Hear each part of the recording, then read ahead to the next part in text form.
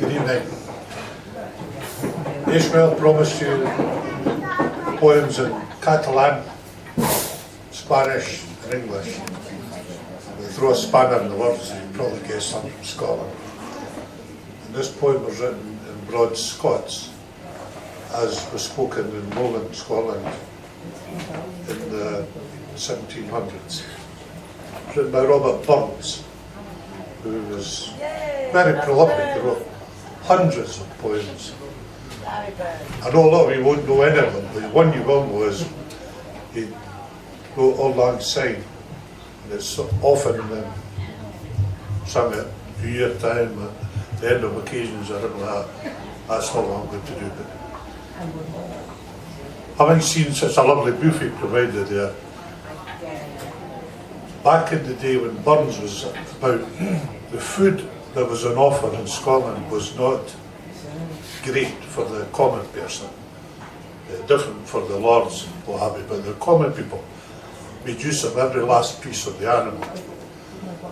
And one of the things that they did when they killed a sheep was to make a dish called haggis, which is synonymous in Scotland now. It's made from the offal, the bits that might well be thrown away, cooked in the stomach. But it was a delicacy. And Burns himself was so fond of it, he wrote a poem in praise of it. And now every year, on the anniversary of his death, 25th of January, we have Burns suppers. That's the food that's served. This poem is always said. Burns died very young, he was only 39.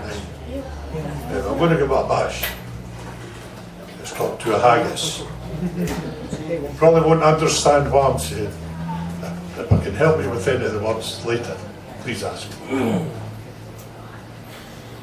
Fair fa your honest sonsy face, the great chieftain o' the puddin' race.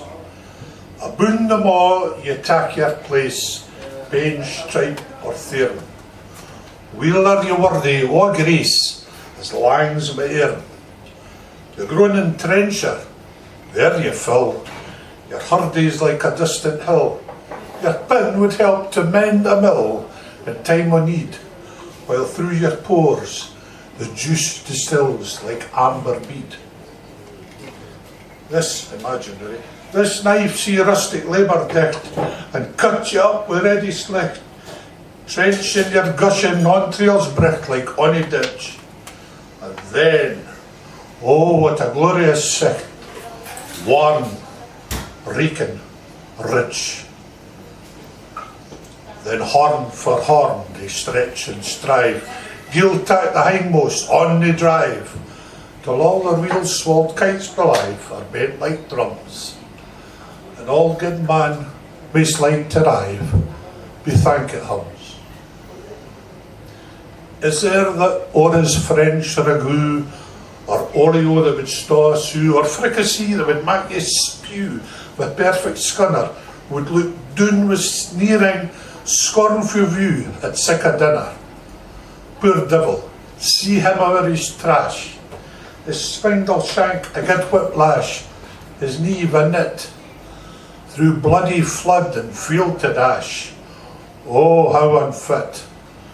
But mark the rustic haggis fed, the trembling earth resounds his tread, clapping his wally knee a blade, and he'll mak it whistle, and legs and arms and heads will sned like taps o' thistle. Ye powers wha mak mankind your care, distribute their billow fear. All Scotland wants nae skink and wear that jouts wi' luggies.